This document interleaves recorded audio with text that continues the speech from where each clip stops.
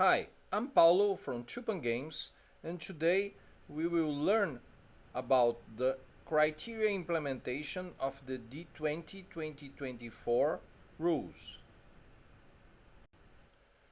First thing, we will look at the character sheet. This is the character sheet, and we have the abilities here.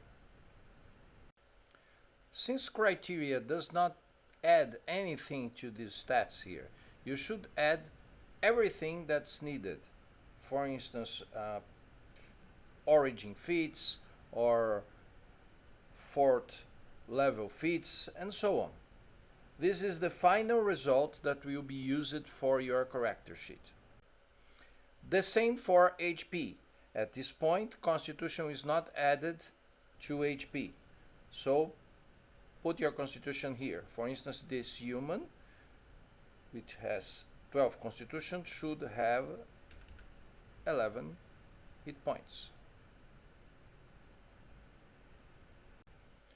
These fields here are used in runtime with rules, okay? So you don't need to put anything here at this point. Let's move it to the skills page, and each skill you choose no proficiency, proficiency, or expertise. Again, this is completely manual, nothing is changed here during game time. Now classes, you can add multi-classes here, just add another row here and put for each class the class and level. And at this point we don't have all the subclasses done yet. So if you are less than third level, please put non-selected here. This is the armor page where you can add armor. You just click here and choose an armor here, and an optional magical bonus.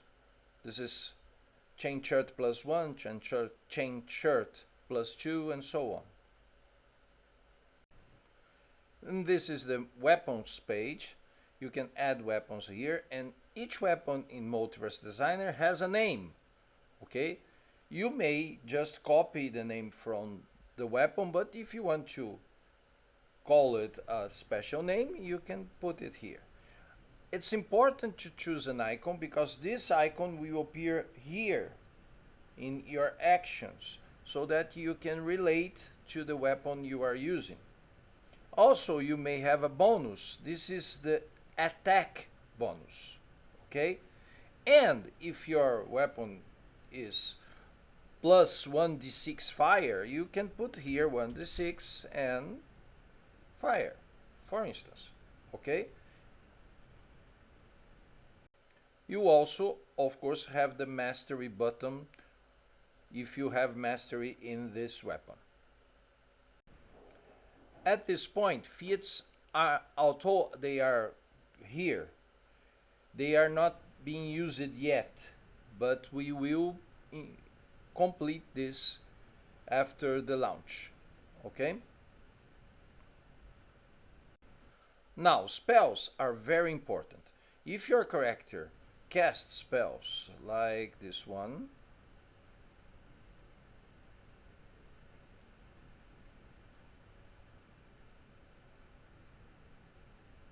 okay, you have to put all of them here. If you are a warlock, you will put Eldritch Blast here, for instance. Okay, every spell must be here, and every spell must have a cast ability. Okay, we know that cast abilities are tied sometimes and most of the time to classes, but since there are exceptions to it, we decided to put here in with each spell, because you know there are barbarians who cast spells tied to strength. So now, damage is something that will be used at runtime, but you can change your damage here. Most of your game master can change that. And also, Multiverse Designer in this implementation can have damage on strength, on dexterity or constitution also, not only on hit points. okay, but your damage will appear here. This is the damage. This number is always positive, okay, and it's subtracted from the total hit point. In fact, in the book, this number is the hit point maximum, okay. Conditions are filled in runtime with several spells and several situations that fills or not conditions. They will be shown here with a click like here, okay. For instance, if your character is prone, okay, just click here and he will go prone. And if he is not prone anymore, you just click here and will go up. Results and outcomes are something that only can be seen by the game masters, and this is, for instance, the result of a spell, of the outcome of a condition or something like this, okay. And this will be shown here and can be terminated by your game master. Usually this is done by a spell. Now those are runtime fields, each have specific uses, and they can be changed by the game master at any time.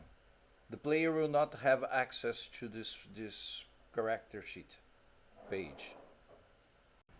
Now, counters are the number of times you can do something in the rule.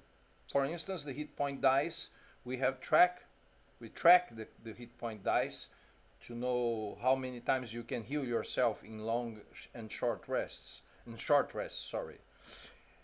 But there are others. For instance, the barbarian has several counters tied to his specific class things, or something tied to the barbarian, the rage, for instance, okay? And this is of course tied to the barbarian level and so on. And last, this is the created triggers page. A trigger in Multiverse Designer is a place in the map that has an area, and something occurs when characters enter that. For instance, the grease spell or fog of cloud of dying or cloud of death or whatever. Those kind of spells, okay, that create areas around a person or around a place in the map. Now, each character has several actions depending on the character and depending on his class and so on. Several rules can affect these buttons here. For instance, the barbarian has the enter rage action, but the other characters does not have it. Let's review some of these actions. For instance, the ability check. The ability checks an ability. Okay, you can use a fixed difficulty class or a check against other characters. You as a game master has several alternatives to change things here. Okay, you can add actor proficiency, add enemy proficiency, and if you are checking one character against other, you have the enemy ability. You can, for instance, check strength versus intelligence, no problem. And you have odds to roll here, okay, and so on. Now let's simulate a small combat here. First, start combat. So 2 lions and the paladin. So it's the paladin. The paladin will walk here, and the paladin will attack the lioness.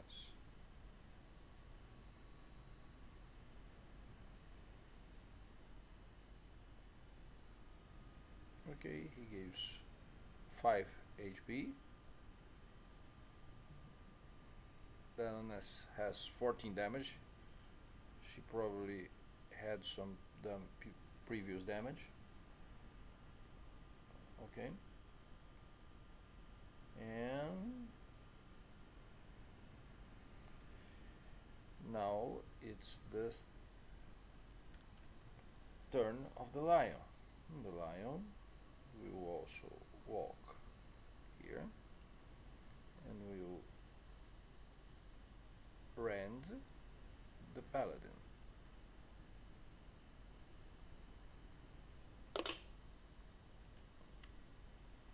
Then the paladin is dying. Okay, and now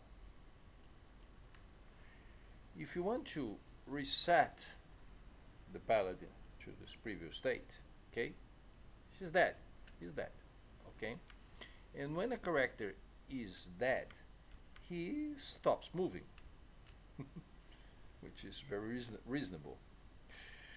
And this resurrect and reset button puts him in the correct state. Okay, again, it clears all its spells, restores damage, clears conditions, and so on. So this is very useful. Okay, this is only appears for game masters, of course.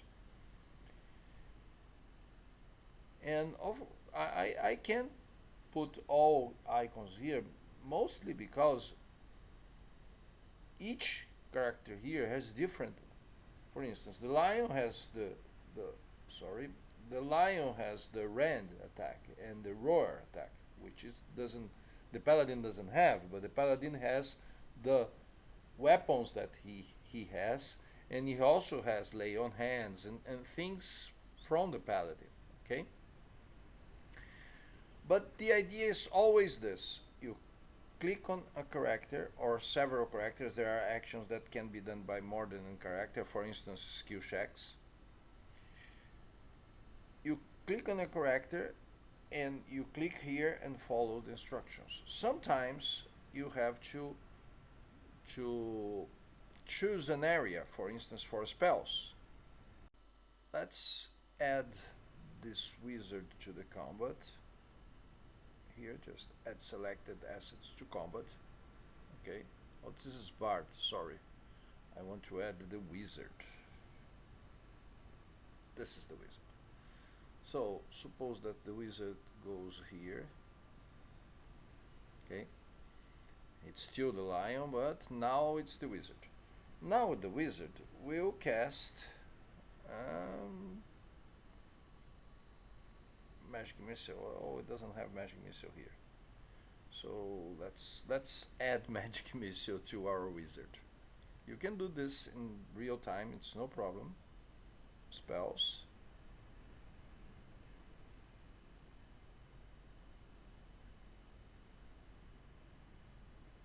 Magic missile.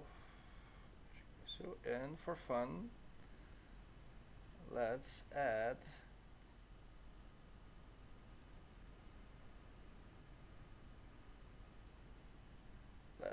fireball. Okay, int, of course, magic missile, intelligence. Great. So let's cast first magic missile here. Select the lioness here, and lioness is dead. Okay.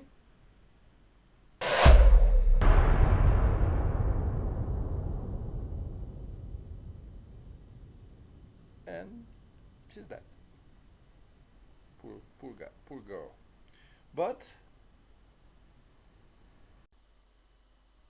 we can always resurrect our lioness.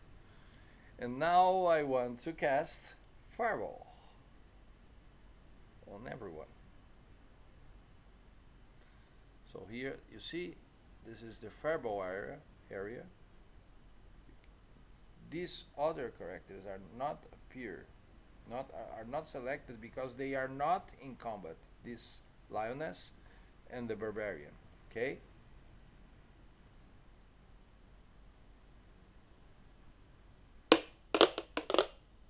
Paladin is dead. Lion is dead. Everyone is dead. Okay. Fireball.